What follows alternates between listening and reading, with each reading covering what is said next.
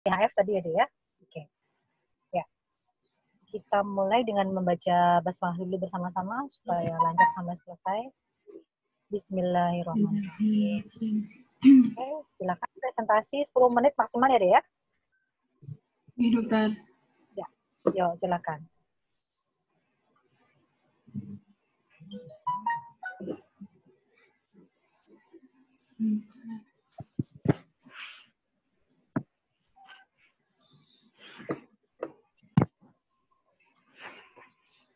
Bismillahirrahmanirrahim. Assalamualaikum warahmatullahi wabarakatuh. Sebelum mulai presentasi untuk bimbingan koas siang hari ini, ingin mengucapkan terima kasih kepada Dr. Puji sudah berkenan dan bersedia untuk memberikan bimbingan koas tentang DHF dan cairan pada siang hari ini. Untuk mempersingkat waktu, langsung saja. Ini adalah presentasi kasusnya. Ini untuk identitas pasien, nama anak Z, usia 7 tahun, kemudian jenis kelamin perempuan, tanggal masuk 24 Oktober 2020.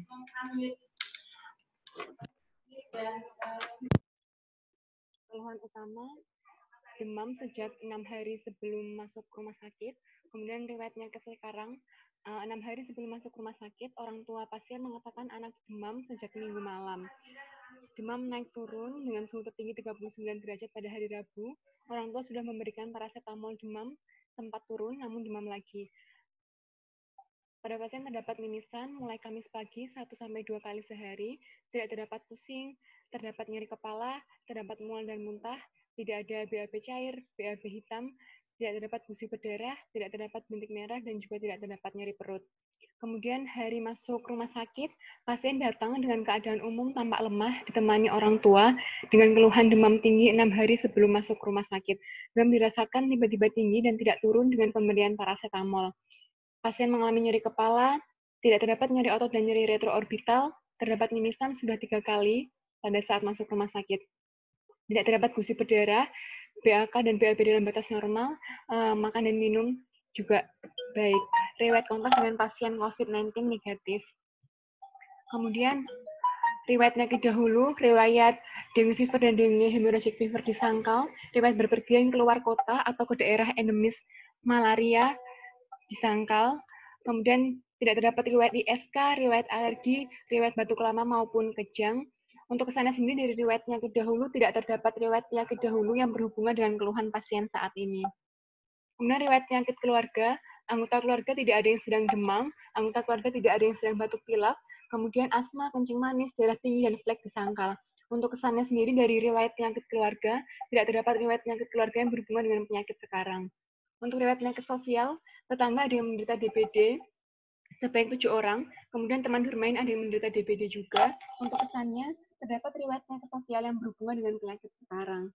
Kemudian tanda vitalnya, untuk status generalis, keadaan umumnya pasien lemah, kesadaran yang kompos mentis, dengan tanda vital, nadi 130 kali per menit, kuat, reguler, pernafasan 28 kali per menit, dengan suhu 37,3 pada pengukuran aksila, dan tekanan darah 90/60 mm raksa.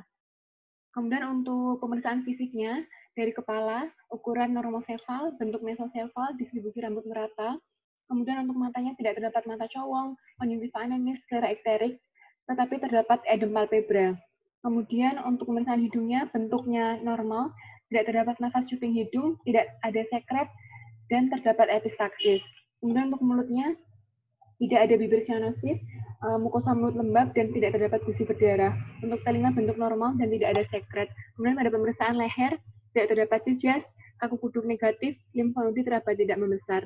Kemudian pada paru-paru, untuk inspeksinya, pengembangan dada kanan sama dengan kiri, dengan palpasi vokal fremitus menurun di pulmo bagian dekstra, perkusinya redup di pulmo bagian dekstra, dengan auskultasi suara dasar vesikuler positif pada seluruh lapang paru, tidak terdapat ronki maupun wheezing. Kemudian untuk pemeriksaan jantung, pada inspeksi, ictus cordis tidak tampak, palpasi ictus cordis kuat angkat. Kemudian untuk perkusinya, batas jantung kesan tidak membesar, dengan auskultasi bising jantung, bunyi jantung 1, 2 intensitas normal, reguler, dan tidak terdapat bising. Kemudian untuk pemeriksaan abdomen, untuk inspeksinya sejajar dengan dada, tidak terdapat tanda peradangan maupun distensi, dengan auskultasi bising usus positif normal. Untuk perkusinya timpani, dan tidak terdapat shielding dullness. Untuk palpasinya, supel, tidak terdapat nyeri tekan, turgor baik, dan elastisitas kulit kembali cepat, hepan dan lien teraba tidak membesar. Kemudian untuk ekstremitasnya sendiri, superior, pada bagian superior, akralnya teraba hangat, tidak terdapat edema dan turgor kulit baik. Untuk bagian inferior, akralnya teraba tidak hangat, kemudian tidak terdapat edema, arteri dorsalis pedis teraba kuat, dan kapilari result time kurang dari 2 detik. Untuk kesimpulan sendiri dari pemeriksaan, didapatkan edem palpebra dan epistaksis.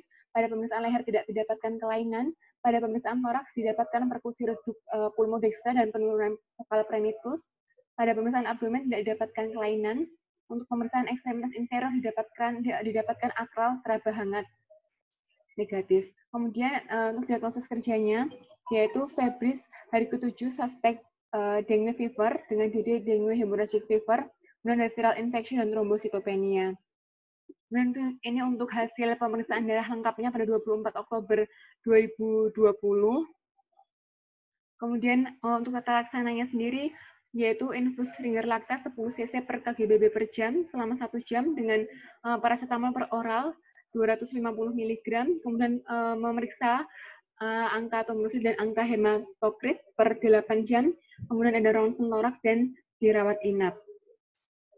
Kemudian untuk follow up-nya, anak masih panas dengan mimisan sudah 2 kali, tidak terdapat gusi berdarah, muncul bintik merah di bagian kaki, tidak terdapat sesak nafas, tidak terdapat nyeri di kepala atau retroorbital, mata bengkak karena menangis, tidak terdapat perut kembung, tidak ada mual muntah, tidak terdapat nyeri perut pada regio ilaka kiri, makan baik 3 kali per 24 jam dengan BAB dan BAK dalam batas normal.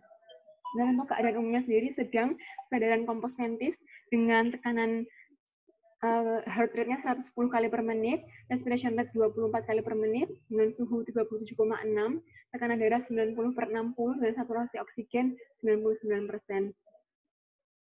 Kemudian untuk balance cairannya positif 355 cc, dengan diuresis 2,13 cc per jam. Untuk berat badan pasien 25 kg, pada pemeriksaan kepala, normosefal, tidak terdapat mata colong, tidak terdapat kondisi anemis maupun sklera ekterik, tidak ada otore, tidak terdapat serumen, mukosa mulut lembab, tidak terdapat sianosis, dan juga tidak terdapat hiperemis pada faring. Untuk pemeriksaan leher simetris, tidak terdapat pembesaran limfonodi. Pada bagian toraks, untuk inspeksinya simetris, tidak terdapat retraksi. Untuk palpasinya, vokal primitus dextra menurun. Kemudian untuk perkusinya redup di pulmo bagian dextra. Untuk auskultasinya, rongki basal pada lapang paru sebelah kanan, tidak terdapat wheezing. Untuk bunyi jantung sendiri S1, S2 yang reguler dan tidak terdapat bising jantung. Kemudian pada pemeriksaan abdomen, untuk inspeksinya datar, tidak terdapat distensi, dengan auskultasi bising usus positif, normal. Untuk perkusinya timpani, pada palpasi teraba supel, tidak terdapat nyeri tekan dan turgor kulit baik. Untuk ekstremitasnya terdapat ras dengue pada ekstremitas inferior, akral teraba hangat, nadi kuat, kapilari result time kurang dari 2 detik, dan tidak terdapat edema. Kemudian ini untuk hasil dari pemeriksaan ronsen torak pada pasien, didapatkan hasilnya efusi pleura pada pulmo dextra. Kemudian untuk hasil pemantauan nilai trombosit dan hematokrit, untuk peningkatan hematokritnya sendiri sebesar 22,58%. Untuk pemeriksaan IgM dan IgG anti-dengue, ini positif. Kemudian untuk diagnosanya, febris hari ke-7 dengan viral infection, trombositopeni, dengue hemorrhagic fever grade 3, dan ada dengue shock syndrome. Untuk tata laksananya, diberikan infus Ringer Lacta 10 cc per kilogram berat badan per jam selama 1 jam, kemudian dilakukan transfusi trombosit 5 kol, kemudian paracetamol per oral 250 mg, kemudian diberikan pula cetirizine 5-10 mg, kemudian diberikan injeksi lasix 0,5-1 mg per kilogram berat badan, diberikan 20 mg intravena pada pasien. Ampun dokter untuk presentasi kasus yang kami pilih ini. Oke, ke anamnesis dulu, anamnesis.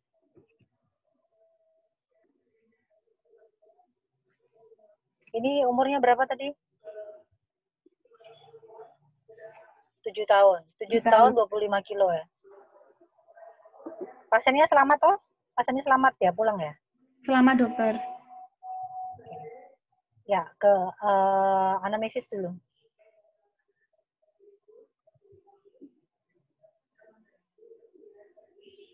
Ya. Demamnya 6 hari, kemudian ada mual muntah, ada mimisen. Oke. Jadi di sini sudah bisa diketahui dia demam tinggi, nyeri kepala, mual, muntah, sangat mungkin ke DF-DHF ya, Dek. Ini dokter. Ada diare nggak? Diarenya nggak ada ya? Oke. Tidak ada diare. Apalagi, jadi datalis apa yang menunjukkan ini ke arah DF-DHF? Dari anamnesis saja. Adanya mimisan, dokter. Mimisan. Pertama kan demam dulu. Demam. Habis demam apa? Tanda perdarahan, dokter. Perdarahan dengan mimisan. Kemudian yang ketiga, Nyeri kepala, dok. nyeri kepala dan mual muntah ya, itu khasnya untuk demam berdarah ada 4 itu. Terus ditambah dengan riwayat penyakit tetangga tadi ya, ada yang lagi demam berdarah banyak ya. Ini dokter, riwayat tetangga positif demam berdarah. Ya, oke. Jadi dari situ kita sudah bisa menarik kesimpulan awal dari anamnesis saja, tanpa kita ke pemeriksaan fisik.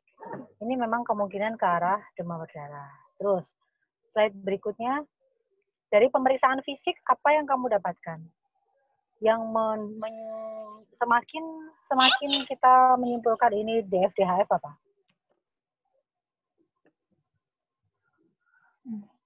Adanya penurunan tekanan darah, dok. Penurunan tekanan darah. Terus apa lagi? Nadinya meningkat. Nadinya meningkat. Terus? Pernafasannya juga meningkat, dok. Pernafasannya meningkat 28 kali ya.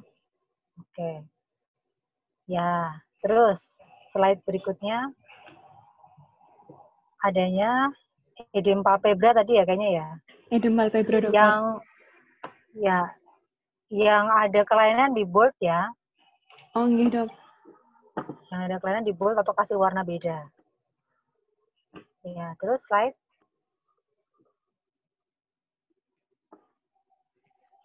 Di sini masih normal, paru-paru normal ya.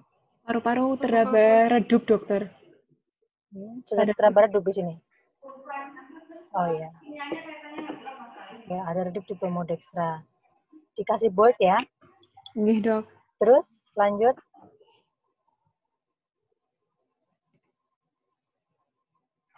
Di sini apa yang menjadi masalah? Akralnya dingin. Akralnya dingin, dokter. Akralnya dingin. Mungkin jangan tulis hangat negatif ya. Agral teraba lembab atau dingin gitu malah mungkin lebih mengena daripada hangat negatif itu maksudnya apa? Oh, iya, dok. Teraba lembab ya, teraba dok. Dingin. Ya, teraba dingin dan lembab misalnya gitu. Terus slide. Tadi pada pemeriksaan kepala ada ini, dokter, epistaksis. Epistaksis, so bekas epistaksisnya masih kelihatan ya. Iya, dok. Oke, ya. Terus slide. Slide. Ya. Hepatomegali tidak ada. Tidak ada hepatomegali, dokter. Tidak ada. Asites. Asites. Kamu lakukan pemeriksaan nggak asites? Coba kembali ke pemeriksaan fisik yang abdomen. Shifting dullness-nya negatif, dokter. Shifting dullness negatif. Berarti di situ sudah bisa disimpulkan asitesnya nggak ada ya. Iya, dok. Ya, terus slide.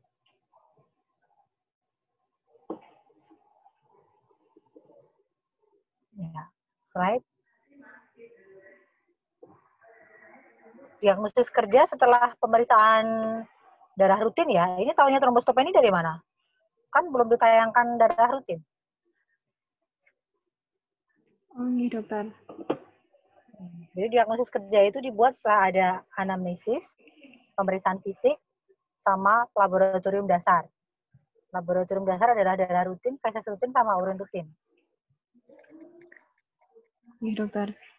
Oke, yuk ke slide berikutnya. Dari hasil pemeriksaan darahnya yang nggak normal apanya, Dek? Hematokritnya meningkat.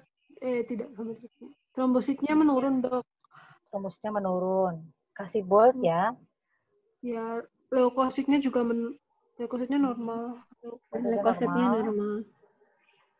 Oke, jadi di sini didapatkan adanya trombositopeni ya. Trombositopeni tapi lumayan banyak tuh turunnya 42.000. Dengan kadar hematokrit yang masih normal. Slide. Nah, ke diagnosis kerja dulu. Yang tadi back ke depan. Oh. Nah, ini. Yang Ini dok. ini diagnosis kerjamu yang mana? Yang depan apa yang belakang? Yang ini depan, apa yang belakang? Yang depan. Ya, dokter. Oke. Alasannya hari ke-7 suspek DF. Mengapa DF diletakkan di depan, DHF di belakang? Dengan data list tadi ada demam tinggi, ada nyeri kepala, mual, muntah, mimisan, kemudian edem palpebra, akranya dingin. Itu apakah itu ke DF? Boten, dok. Harusnya ke DHF. Harusnya ke DHF. Setuju DHF? Setuju dokter. Setuju. Kalau DHF berarti sebentar, ini diagnosis yang pertama suspek berarti DHF ya, suspek DHF hari ke-7. Ya kan? Ya, dok. Apakah DHF disertai dengan akral yang dingin? Akral yang dingin dengan disertai takikardi dan penurunan tensi? Tidak dokter, itu sudah masuk ke shock. Sudah masuk ke shock. Sekarang coba lihat tata laksana. Plannya apa? Tata laksananya di belakang dokter. Ini tata laksana apa? Yang tadi yang awal, dok, yang di IGD. Yang di UGD. Oke. Okay. Saya nggak mau tahu ini dari UGD atau dari bangsa. Kalau kamu berani menulis, kalau kamu berani nulis kan, ini presentasimu, ya. Ya, dok. Jadi kalau nanti kalian sudah menulis presentasi, kalian jangan bilang lagi ini dari UGD dok. Ini dari catatan dokternya begini dok. Kamu adalah mempresentasikan apa yang ada di kepala kamu. Jadi apa yang kamu tuliskan kamu harus berani bertanggungjawabkan. Apa dasarnya? Kalau seperti ini, apakah plannya sesuai dengan assessment? Assessmentnya DF hari ke-7 dikasih infus ringer laktat.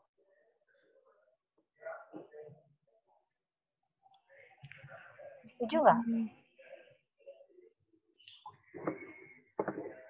Assessment harus sesuai dengan planning. Oh, gitu. Jadi coba, sekarang yang dilakukan di UGD apa? Yang dilakukan di UGD? Yang di UGD ini, langsung dikasihkan transfusi trombosit juga ini dari UGD? Ini dokter, UGD. ini planning yang dokter. dari IGD. Ini planning UGD. Plan kalau kasih RL 10 cc per kilogram berat badan itu plan apa? Plan DF, DHF, apa shock? Shock, dokter. Shock ya. Jadi kalau ini dituliskan RL 10 cc berarti asesmennya. Kembali ke asesmen, diagnosis kerja, Dek. Ya, jadi asesmennya apa harusnya? Harusnya ada gangway. Shock seharusnya dok. Ya, jadi kritis ya, kritis. Planning harus sesuai dengan assessment, assessment sesuai dengan objektif, objektif sesuai dengan subjektif. Tadi subjektifnya sudah ada demam, nyeri kepala, terus mual muntah. Kemudian dari pemeriksaan fisik didapatkan akaranya dingin, takikardi, takipnu, kemudian ada apa lagi tadi Dek? Epistaksis ya. Jadi lebih ke apalagi disertai dengan trombositnya turun ya, dari pemeriksaan penunjangnya trombositnya turun. Jadi kita menyimpulkan ini adalah suatu kasus DSS ya. Dengue shock syndrome. Dengue shock syndrome sama dengan DHF berapa? Grade 3, dokter. DHF grade 3 ya. Nah, ini kira-kira ini tulisan dari UGD seperti ini. Febris hari ke-7 suspek DF di DHF. Ini dari UGD atau tulisan kalian sendiri? Tulisan dok. Tulisan apa? Tulisan dari dok. Dari UGD. Oke, nah mulai bisa kritis sekarang ya. Kalau memang kita mau memberikan infus loading, berarti kita sudah mendiagnosis anak ini dengan shock. Bukan cuma sekedar DF atau DHF. Kalau sudah ketemu DSS, nanti planningnya tinggal mengikuti. Ya, gitu ya. Planningnya kalau untuk DSS, coba kembali ke apa? Tata laksana plannya. Ya, diberikan infus 10 cc per kilogram berat badan per jam. Kalau untuk DSS tata laksananya seperti ini enggak? Betul enggak? Sudah di-cross ke buku? Tata laksananya gimana? Kalau untuk yang sudah shock itu 10 sampai 20 cc, dokter. Ya, terus? Berhenti sampai di situ? Tidak, dok. Sebentar, dok. Coba dibuka buku PPM-nya. Buku PPM IDAI ada ini. Nggak usah jauh-jauh cari bukunya. Cari jurnal nggak usah. PPM IDAI ada.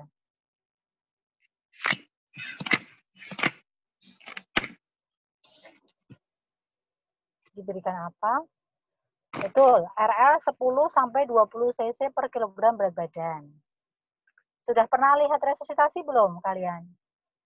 Sudah pernah lihat pasien di loading kasih infus begini sudah pernah belum? Belum pernah? Belum ya? Ya.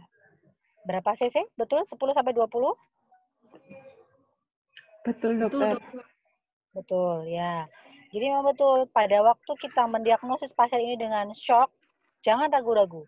Kalau pada DF dan DHF, mending kalian shockkan daripada kita cuma DHF doang, padahal sudah akarnya dingin. Mending kita anggap dia shock.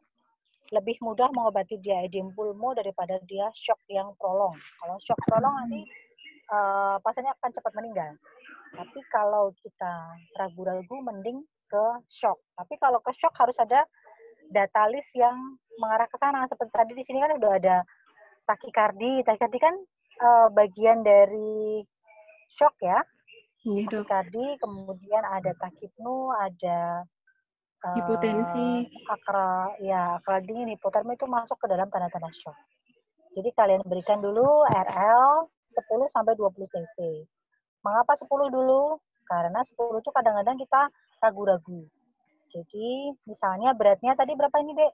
25 ya? Berikan berapa cc berarti kalau 25?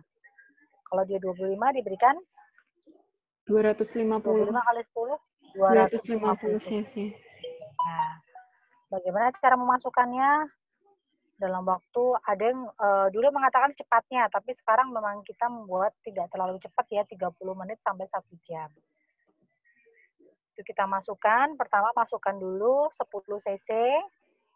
Kalau dia karena DSS akan ada perubahan yang terjadi pada si anak.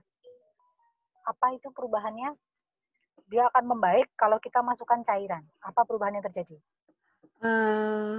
Heart rate-nya, dok. Ya, heart rate-nya kenapa?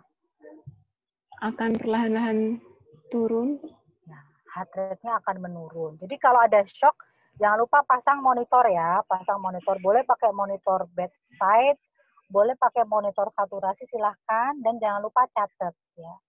Karena itu untuk evaluasi. Begitu ditemukan misalnya jam 12 lebih 10 menit, pasien ditemukan dalam kondisi shock, kita masukkan dulu 10 cc per kilo, 250 cc dimasukkan dalam waktu setengah jam, kita evaluasi lagi. Kalau ternyata dia beneran shock, heart rate-nya akan membaik. Ya, membaik itu artinya akan menurun. Kan dia takikardi menjadi heart rate-nya akan normal kembali. Kalau membaik, terus diapain? 10 cc berhenti? Bila membaik diturunkan Diturunkan, dosisnya, oke. dokter. Ya.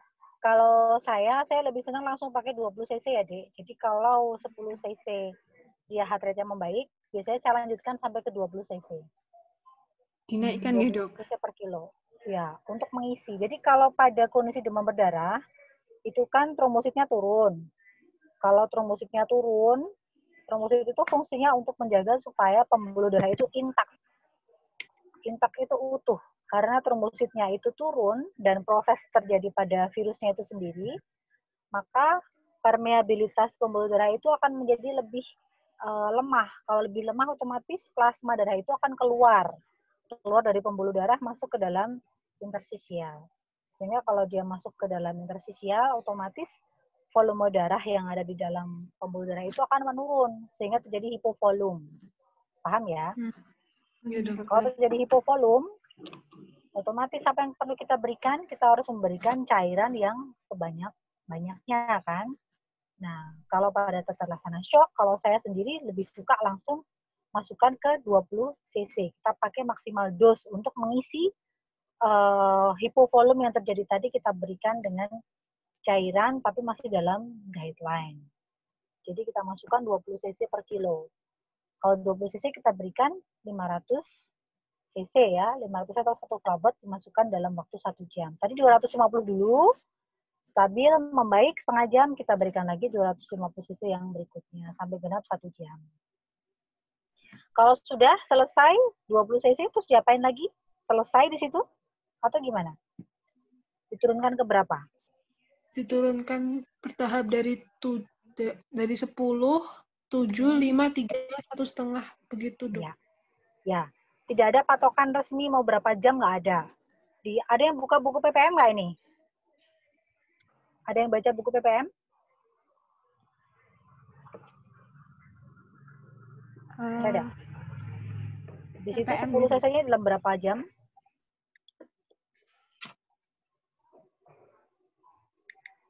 Satu sampai 2 jam, dokter. Ya, betul. 10 cc dalam waktu 1 sampai 2 jam. Jadi setelah tadi 20 cc per kilo secepatnya atau kita anggap 1 jam, masukkan 10 cc per kilo lagi dalam waktu 1 sampai 2 jam berikutnya. Kemudian setelah itu baru turun ke 7 ya, 7 cc, baru setelah 7 cc nanti turun ke 5 cc.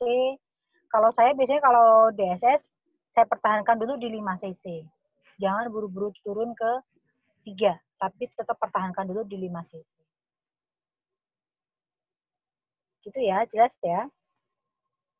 Ada yang mau ditanyakan sampai di sini? Dok, kalau misalnya sudah turun di 3 cc atau 5 cc gitu, untuk menaikkan lagi itu dilihat tanda-tanda vitalnya nggak, Dok? Ya, tanda vital sama hematokrit. Hematokrit itu kan kekentalan darah. Jadi semakin dia naik, berarti darahnya kental lagi nih, hipovolum lagi. Tadi kan sudah kita jaga supaya volume darahnya kan stabil. Tapi karena kondisi dengue-nya masih terjadi, dia leakage lagi. Jadi plasmanya keluar lagi dari pembuluh darah. Hematokritnya naik lagi. Kita harus berikan lagi. Naikkan lagi. Kalau untuk menaikkannya itu harus bertahap dari 3 ke 5 atau boleh langsung 3 ke 7 begitu, Dok? Kalau naik, gini. Jadi kalau seorang DSS, kita biasanya turunkannya ke 5 dulu. Jadi setelah 20, 10, 7, 5. Pertahankan di 5. Jangan buru-buru turun ke 3. Mengapa? Karena kalau 5 cc ini kita masih memberikan kesempatan untuk selalu mengisi cairan di dalam pembuluh darah. Tapi kalau langsung ketiga, biasanya dia akan bocor cepat, nanti hematokritnya akan cepat naik. Jadi pertahankan dulu di 5, setelah stabil di 5 beberapa saat, dia hematokritnya naik lagi, kita bisa cepat-cepat naikkan 7 cc. Atau kalau enggak, kita boleh loading langsung 10 cc walaupun tidak ada tanda-tanda shock. Loading 10 cc satu kali gitu, terus kembali ke 5 cc nggak apa-apa. Tergantung dari klinisnya pasien.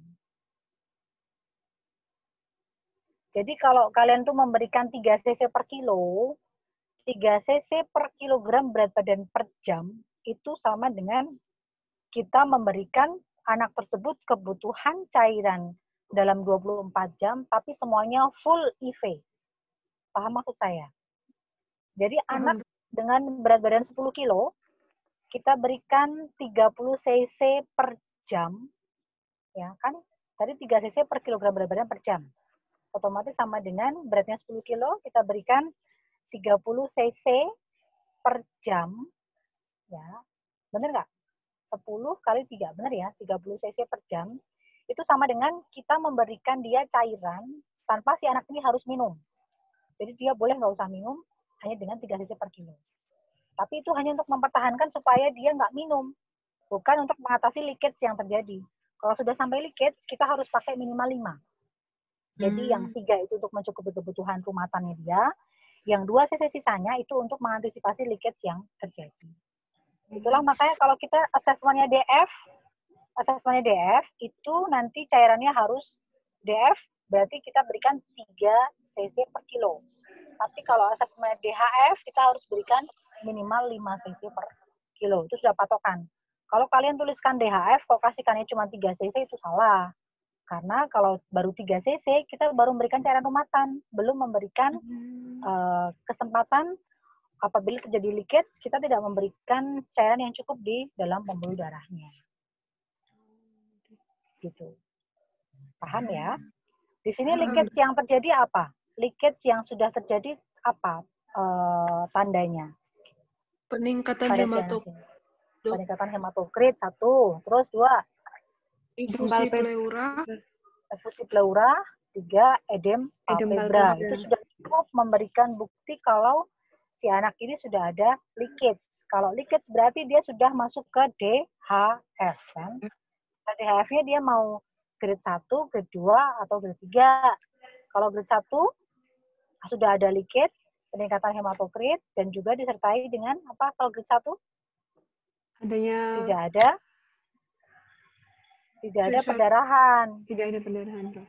Uji Ya, kalau grade 1 itu sudah terjadi leakage, tapi tidak ada perdarahan. Kalau grade 2, ada leakage, ada peningkatan hematokrit, terjadi perdarahan spontan. Ya, perdarahan yang spontan.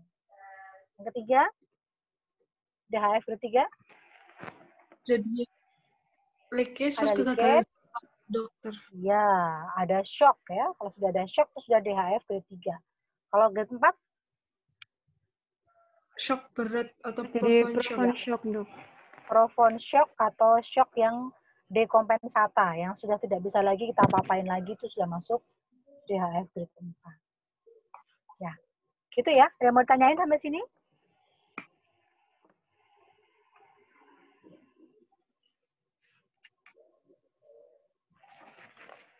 Belum, dokter. Belum ada. Coba ke slide berikutnya yang apa namanya? Follow up.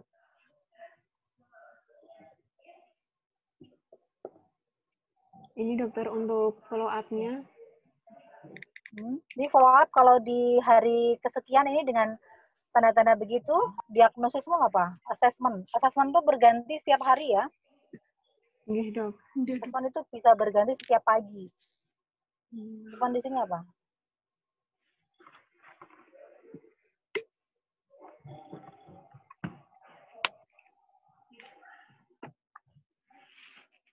Assessment-nya apa? Masih di SS nggak ini? Masih ada di SS. Seperti ini masih di SS nggak? Masih ada hipotensi, dokter. Potensi, terus shock yang lain tandanya masih ada? Akalnya hanya hipotensi, Dok. Hipotensi. Akalnya hangat. Akalnya hangat, dokter. Oke, ya. Kalau pada anak-anak, tensi itu nomor sekian ya, Dek, ya. Jadi, kita pertama kali melihat ke arah tanda shock itu lebih dari akralnya ya. Kalau dia akralnya dingin, kemudian nadinya teraba tidak kuat atau nadinya lemah, itu kita sudah memasukkan dia sebagai kriteria shock ya. Mengingat shock itu, kalian jangan takut untuk memberikan cairan. Jadi mending kalian shockkan dia daripada terlambat. Kalau ragu-ragu, mending masukkan 10 cc dulu. Vitalasannya membaik nggak? Ya, jadi gitu. Mending kalian over volume, memberikan terlalu banyak cairan nggak apa-apa. Gampang nanti ada yang pulmo kita kasih plastik, dikasih nebu, baik daripada profound shock, pasiennya mati. Ini dokter. Jangan takut ya. Kalau takut, challenge dulu 10 cc. Vitalasan membaik, heart rate membaik, akralnya menghangat, oh berarti ini memang beneran shock. Ya, lanjutkan aja sampai masuk 20 cc per kilo. Misalnya seperti itu. Nah, kalau dengan tanda-tanda yang seperti ini, apakah pasiennya masih shock ini di perawatan hari berikutnya?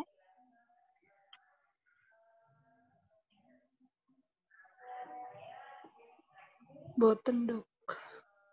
Ya, tidak ya.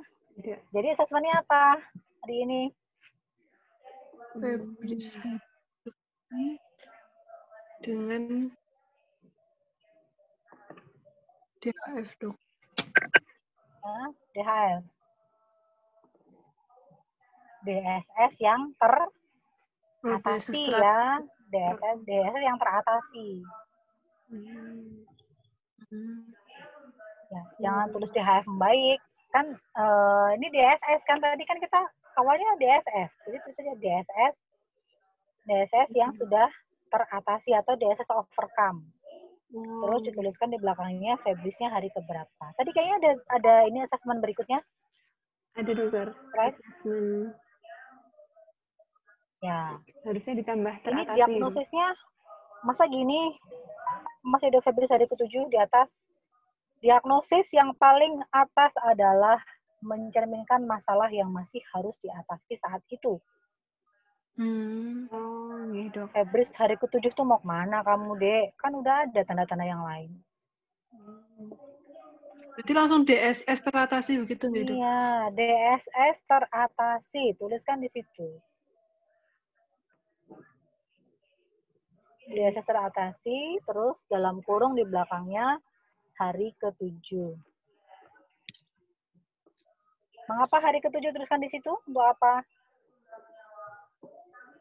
Untuk mengetahui perjalanan penyakitnya, Dok. Ya, DSS itu self-limited disease sebetulnya ya. DHF, sorry bukan DSS. DHF itu kan self-limited disease. Dan dia biasanya akan membaik kalau sudah hari ke-7 ya. Hari ke-7 ke-8 itu pasti akan full recovery kecuali ada komplikasi. Viral infection itu apa? Oh iya dok. Ini dihapus semua nggak dok berarti langsung. Ya, viral infection nggak usah. DHF grade 3? Sama dengan DSS nggak? Sama dokter. Sama. Kalau mau yakinkan lagi, boleh dicek dengan namanya, cek apa?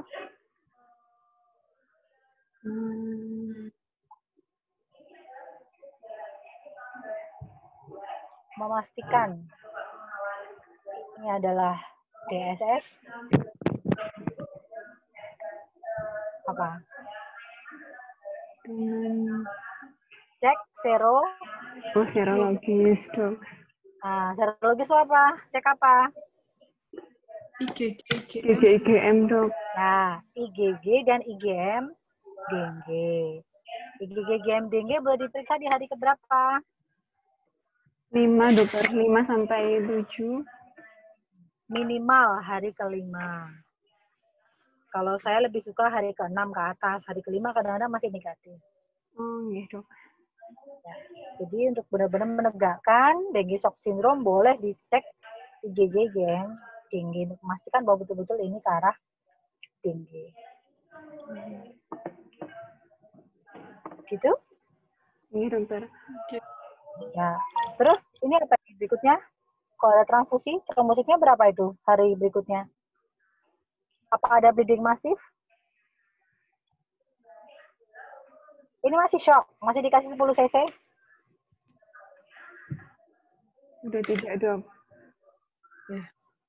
Ya, bingung kan, Dek? Bingung kan? Kalau plannya nggak sesuai sama asesmen kan? Iya, dokter. Jadi plan tuh harus sesuai sama asesmen. Kembali lagi, ini kalau dikasih 10 cc berarti masih shock. Boten, dok. Ya, kalau sudah tidak shock, ngapain dikasih 10 cc? Nanti overload pasiennya. Jadi kalau sudah tidak shock, maintenance-nya pakai 5 cc ya, 5 cc. Kalau stabil, pemeriksaan hematokrit berikutnya stabil, turunkan ke 3 cc. Gitu. Terus transfusi trombosit itu diperbolehkan apabila ada perdarahan yang masif ya. Kalau perdarahannya nggak masif, cuman mimisan doang, nggak banyak, trombosit 20.000 pun nggak usah transfusi, nggak apa-apa. Nanti hari ke-7 ke-8 dia pasti akan menaik dengan sendirinya. Gitu. Tapi saya nggak tahu pasiennya ya, mungkin ada pertimbangan khusus pada pasien ini, saya juga nggak tahu. Tanpa ditransfusi. Jadi transfusi trombosit itu sudah sangat kita tinggalkan. Walaupun dia berdarah epistaksis, tapi dia nggak banyak ya, nggak banyak. Kecuali kalau dia sampai trombositnya sampai 5.000, 10.000 itu boleh kasih transfusi. Tapi kalau masih di atas 20.000 kita sangat jarang kasih transfusi trombosit. Tapi itu kasuistik ya. Kasuistik itu maksudnya mungkin di pasiennya ada pertimbangan khusus yang menyebabkan dia transfusi. Iya, dokter. Oke. Nah, ini pastikan lagi ya, tata laksana infus 10 cc ini ganjel nih. Kalau tadi di depan sudah dibilang DSS teratasi, kalau belakangnya dengar laktat lagi 10 cc. Yang mau dikoreksi, yang asesmen, apa yang mau plannya. Kalau tadi melihat dari objektifnya, dia udah teratasi. Apakah tata laksananya salah? Nah, itu harus sesuai lihat. Asesmen sesuai sama plan nggak? Gitu ya, selalu dilihat ya. Iya, dokter. Ada lagi yang mau ditanyain? Dokter izin bertanya. Saya kan baca salah satu tanda shock yang terkompensasi itu kan ada oliguria, dok.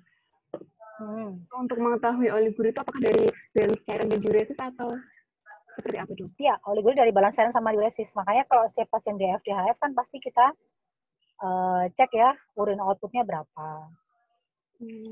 Yang normal berapa, Dek?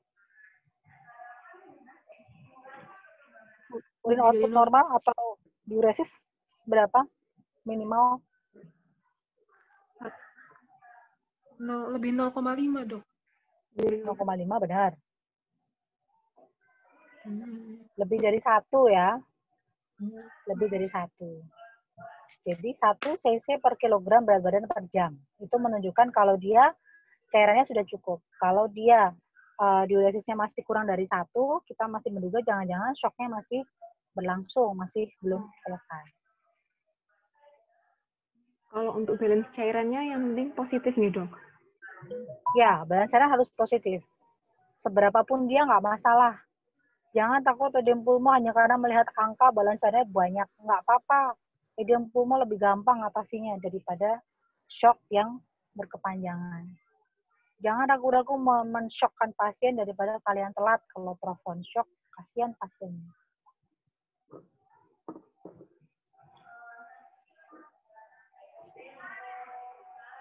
Itu deh. Dokter, izin bertanya, dok. Ya. Untuk penulisan assessment apabila sudah diketahui diagnosisnya itu berarti tidak perlu dituliskan DD-nya lagi nggak, dok? Ya. Assessment kalau sudah sama kan kemarin kayak misalnya Febris hari ke-7 head causa TB, DD ISK, DD DHF misalnya gitu. Satu-satu sudah hari berikutnya kita lacak, oh ini bukan. Ya udah dicoret, nggak usah dimasukkan lagi. Satu-satu gitu. Makanya kan itu perjalanan menuju diagnosis akhir. Pasien kan masuk dari UGD dengan segudang diagnosis kan, DD-nya masih banyak banget. Hari pertama ini sudah 2 diagnosis, yang ini dieliminasi. Oh, bukan, ini bukan. Hari berikutnya lagi yang ini bukan. Nanti tinggal hari terakhir ketemu udah diagnosis akhirnya apa. Itulah fungsinya kita melakukan follow up dan pemeriksaan penunjang tambahan supaya kita menegakkan diagnosis di akhir, sehingga pada waktu kita menuliskan resume itu sudah diagnosis akhir, tidak ada lagi DD lagi. Jadi sudah yakin, oh ini pasiennya saya rawat dengan diagnosis akhir ini. Dan harus ada data yang mendukung. Jadi jangan sembarangan menuliskan, kita harus punya data penguat. Itu karena apa? Harus ada data dasar yang mewakilinya. Gitu? Ya, Dok.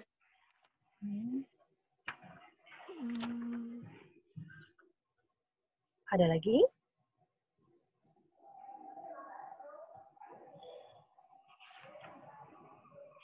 Ampun dokter.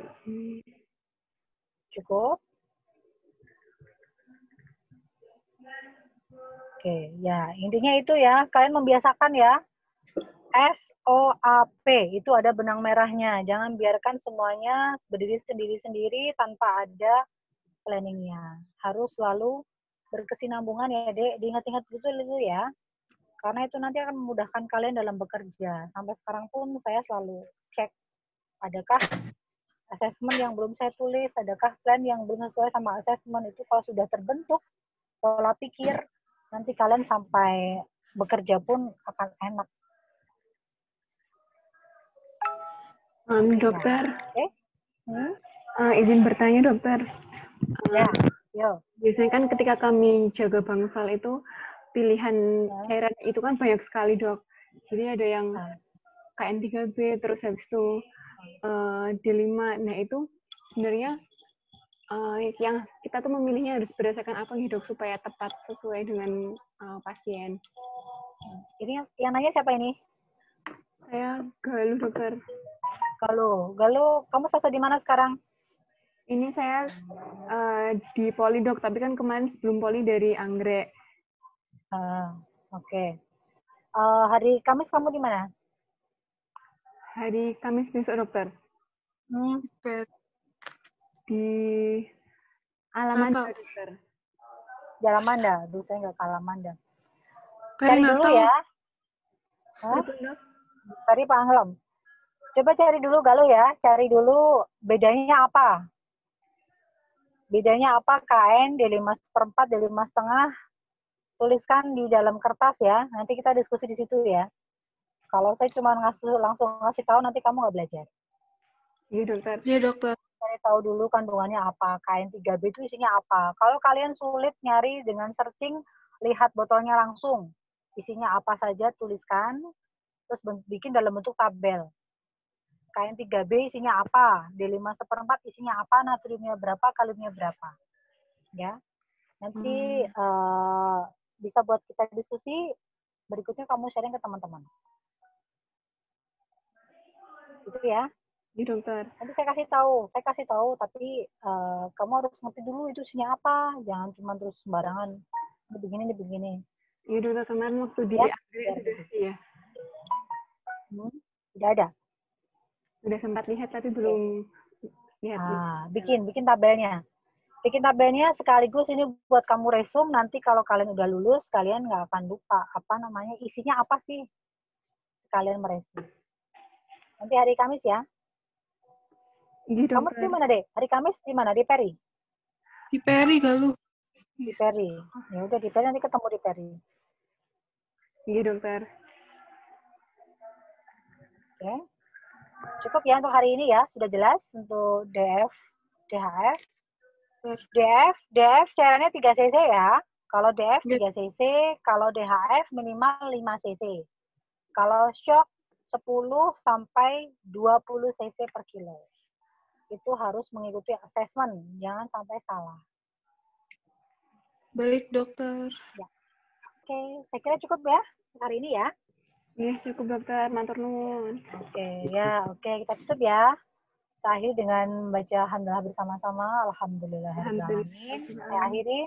Assalamualaikum warahmatullahi wabarakatuh. Waalaikumsalam. Waalaikumsalam. Izin live ya. Iya dokter, Ya. materi dokter. Masih dokter. Dokter.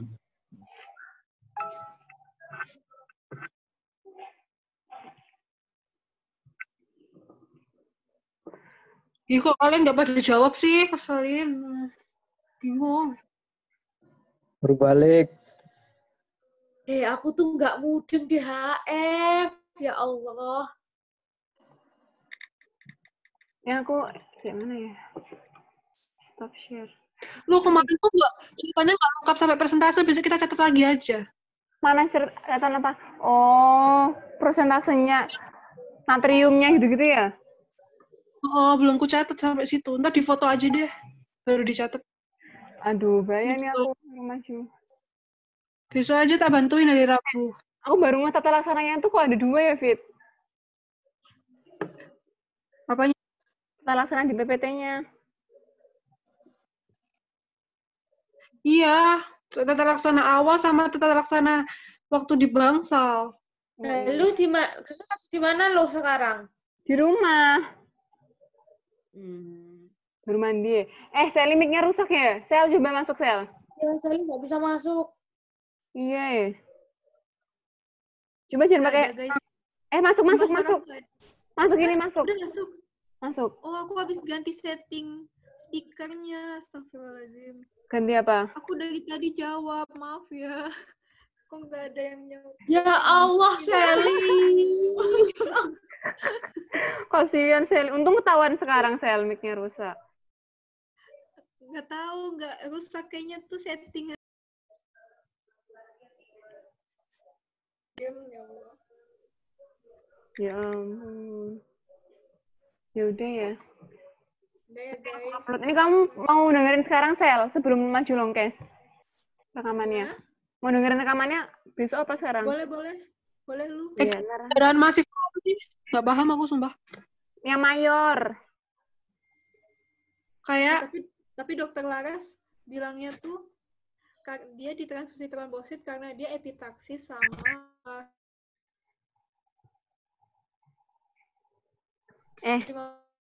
Hilang Sel. PPM tuh apa sih PPM? buku menular. Iya nggak sih yang di Seno tuh? Ingat ada. nggak ada denggi. Aku ada dari Mungkin IDI yang- Sel. Yang mana ya? Mau, saya mau. Mau lu? Ya. Panduan pencegahan. Tunggu ya. Oke ya, matiin ya. Kalau dapat berapa? Kalau essay-nya banyak banget ya. Udah left ding.